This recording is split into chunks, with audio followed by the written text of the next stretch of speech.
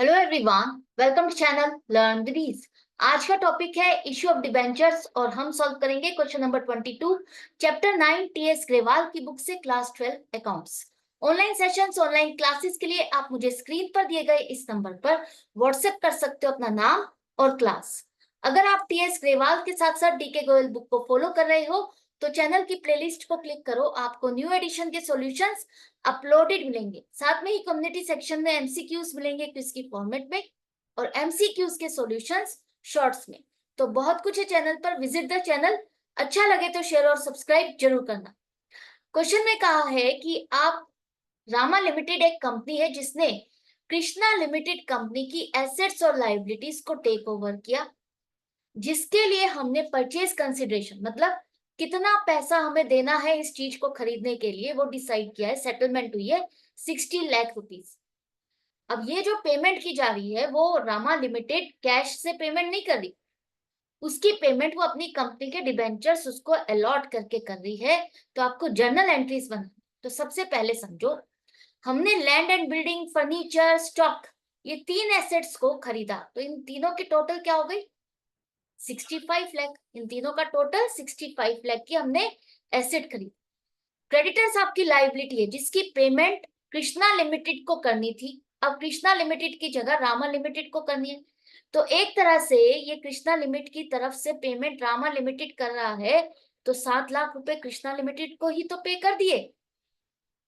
अगर creditor Krishna limited के हैं जो कि पेमेंट कृष्णा लिमिटेड को करने थे, हम रामा लिमिटेड कर रहा है, तो इसका मतलब क्या है? एक तरह से हमने 7 लाख रुपए कृष्णा लिमिटेड को पे कर दिए, उसके क्रेडिटर को पे करके। तो 65 लाख में से लाइबिलिटीज क्रेडिटर को माइनस करते तो नेट एसेट की वैल्यू बन गई 58 लाख। मतलब 65 में से 7 लाख तो हमने पेमेंट कर दी, बाकी 58 लाख रुपीस की पेमेंट और करनी है। 58 लाख की जगह आप पेमेंट कितनी कर रहे हो, सेटलमेंट कितने में कर रहे हो? 60 लाख रुपीस। सामान आप 58 लाख का खरीद रहे हो, पेमेंट आप 60 लाख कर रहे हो, तो ये एक्स्ट्रा पेमेंट हम क्यों कर रहे हैं? ये 2 लाख का डिफरेंस जो है वो हम उसकी गुडविल के लिए पेमेंट कर रहे हैं। जब भी एसेट जो खरीद रहे हो उससे ज्यादा अगर आप पेमेंट करते हो तो वो आपकी गुडविल है, 2 लाख रुपीस गुडविल। और अगर कम पेमेंट करते हो तो वो जो डिफरेंस है वो आपकी कैपिटल रिजर्व में आएगा। कंपनी के केस में आप उसे कहाँ लिखोगे? कैपिटल रिजर्व में। तो 2 लाख रुपीस की एक तरह से आपने 58 लाख की तो ये एसेट और लाइबिलिटीज खरीदी और 2 लाख में आपने इसकी गुडविल को खरीदा। तो ये सारी एसेट्स और लाइबिलिटीज आपको क्लियर हो गई।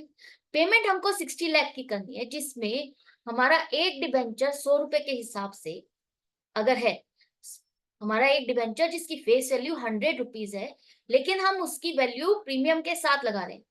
हम कह रहे हैं कि हमारा ये एक डिबेंचर प्रीमियम 20 रुपीज लगाने के बाद इसका प्राइस 120 रुपीज है। हमारा एक डिबेंचर अगर किसी को खरीदना है तो 100 रुपए नहीं, 120 रुपए देने होंगे। तो अगर आप रामा लिमिटेड कृष्णा लिमिटेड को पेमेंट करना चाहता है 60 लाख रुपीस की, तो उसके लिए उसको कितने डिबेंचर्स अलॉट करने पड़ेंगे? 60 लाख डिवाइडेड बाय 120, 50,000 डिबेंचर्स उसको अलॉट करने पड़ेंगे। या ये मान लो कि कृष्णा लिमिटेड आपके यहाँ पर डिबेंचर खरीदना चाहती है, रामा लिमिटेड के डिबेंचर्स खरीदना चाहती है 60 लाख रुपीस के, तो उसको कितने डिबेंचर्स अलॉट किए जाएंगे? 50,000 डिबेंचर्स। आई होप कैलकुलेशन समझ में आ गई। आपको 60 लाख रुपीस की पेमेंट करनी है जो आपकी अमाउंट सेटल हुई है। हमारा डिबेंचर एक 100 रुपए फेस वैल्यू है जिसे हम 20% प्रीमियम पर ऑफर कर रहे हैं, तो 20% फेस वैल्यू का 20 रुपए हो गया।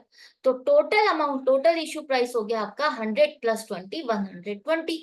एक डिबेंचर खरीदने के लिए 120 रुपए देने होंगे जिसे भी खरीदना है।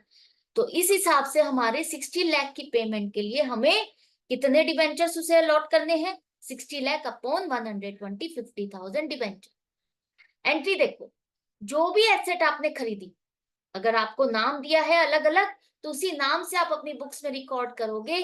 आपकी बुक्स में, रामा लिमिटेड की बुक्स में इतनी एसेट और ऐड हो जाएंगी। Land and building 50 lakh, furniture 10 lakh, stock 5 lakh और गुडविल जो कि आपका एक्स्ट्रा पैसा देकर के आपने खरीदी 2 लाख रुपीस में। टू सन्ड्री क्रेडिटर्स, इसी तरह से लाइबिलिटीज भी आपकी इंक्रीज हो जाएगी 7 लाख से, और टू कृष्णा लिमिटेड जिसे आपको 60 लाख रुपीस पे करने हैं उसके अकाउंट को आप क्रेडिट करो। दोनों साइड का टोटल जरूर चेक कर लेना, मैच करना चाहिए। अगर मैच नहीं कर रहा तो इट मीन्स आपने कहीं ना कहीं लिखने में या कैलकुलेशन में गलती की है, राइट। अब यहाँ पर ये हमने एक एंट्री बना दी कि हाँ हमने ये चीजें खरीदी जिसकी पेमेंट हमें इतनी करनी है। तो पेमेंट हमारी हो गई कृष्णा लिमिटेड को करनी जो है 60 लाख रुपीस की, हम उसका अकाउंट क्लियर कर रहे हैं। तो कृष्णा लिमिटेड अकाउंट को आप डेबिट करोगे। कितने डिवेंचर्स आप उसको अलॉट कर रहे हो? 50,000। तो 50,000 मल्टीप्लाइड बाय 100 फेस वैल्यू से, तो आप उसके फेस वैल्यू से तो आप डिबेंचर अकाउंट को क्रेडिट करोगे to 12% debentures account 50 lakh rupees. Premium या डिस्काउंट आप डिबेंचर अकाउंट में कंसिडर नहीं करते, यहां पर आप सीधा सीधा फेस वैल्यू से लिखोगे। लोन अमाउंट भी जो मानी जाएगी वो ये मानी जाएगी कि कृष्णा लिमिटेड ने रामा लिमिटेड को इतने रुपए का लोन दिया। डिबेंचर क्या है? एक तरह से लोन है। हमने कृष्णा लिमिटेड से इतने रुपए का लोन लिया है। बाकी बाकी जो है वो आपका क्या हो जाएगा? 10 लाख रुपीस, 1 लाख नहीं, 10 लाख रुपीस आएगा सिक्योरिटीज प्रीमियम में। बाकी जो 20 रुपए हैं 50,000 शेयर्स पर जो एक्स्ट्रा आपने डिमांड किए, वैल्यू लगाई, वो प्रीमियम का पैसा सिक्योरिटीज प्रीमियम अकाउंट में आप क्रेडिट करोगे 10 लाख रुपीस। ये वही सिक्योरिटीज प्रीमियम अकाउंट है जो आपने इश्यू ऑफ शेयर्स वाले चैप्टर में बनाना सीखा है, खोलना सीखा है। उसका मीनिंग समझा है कि जो पैसा आप एक्स्ट्रा डिमांड करते हो फेस वैल्यू से वो आपका प्रीमियम है, और प्रीमियम आपका बैलेंस शीट में रिजर्व्स एंड सरप्लस में ऐड किया जाता है, उसका एक हिस्सा है।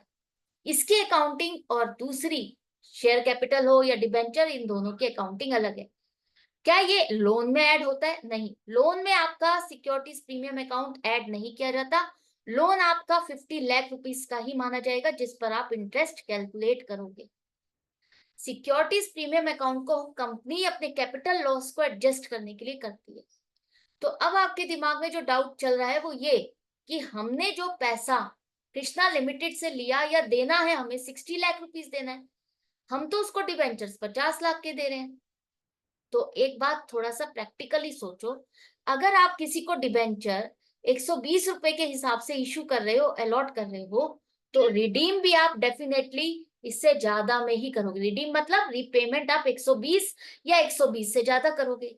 अदरवाइज कौन आपकी कंपनी में इन्वेस्ट करेगा एक डिबेंचर पर 120 रुपए दे करके उसको वापस रिपेमेंट में अगर 100 रुपए मिलेंगे? कोई भी नहीं करेगा।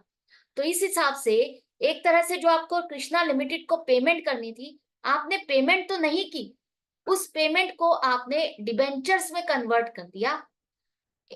डिबेंचर्स क्या है? लोन है जिसके लिए आपको एक टाइम पीरियड मिल गया कि हाँ हम 5 साल बाद पेमेंट कर देंगे। डिबेंचर है तो लोन है तो रिपेमेंट तो आप करोगे, लेकिन आज अभी नहीं कर रहे, 5 साल 6 साल बाद जो भी आपका टर्म है उसके अकॉर्डिंग आप पेमेंट करोगे। तो अपेरेंटली आपको क्या दिख रहा है कि आपने एसेट खरीदी और उसको डिबेंचर्स अलॉट किए, इन काइंड हमने एक्सचेंज किया। हमने अभी कैश में कोई पेमेंट ना की ना ली। बिल्कुल सही बात है, ना पेमेंट की है ना ली है, ना कैश गया ना आया। लेकिन ये जो डिबेंचर्स है, कृष्णा लिमिटेड का नाम हटके डिबेंचर्स लिमिटेड आ गया, एक लाइबिलिटी अटैच हो गई एसेट के साथ। आपके पास बैलेंस शीट में ये लाइबिलिटीज साइड पर लाइबिलिटीज आ गई जिसकी रिपेमेंट आपको करनी होगी एक टाइम पीरियड के बाद। तो कृष्णा को जब आप पेमेंट करोगे तो उस टाइम पर इसकी पेमेंट हो जाएगी, राइट। तो आई होप प्रैक्टिकली और क्वेश्चन में किस तरह से प्रेजेंट करना है सब कुछ समझ में आ गया। इसको कंसिडरेशन अदर देन कैश क्यों कहा जाता है ये भी समझ में आ गया। तो इसी तरह से कनेक्टेड रहो, सीखते रहो, समझते रहो और अपने डाउट्स क्लियर करते रहो। हम मिलेंगे नेक्स्ट वीडियो में नेक्स्ट क्वेश्चन के साथ। Goodbye and take care.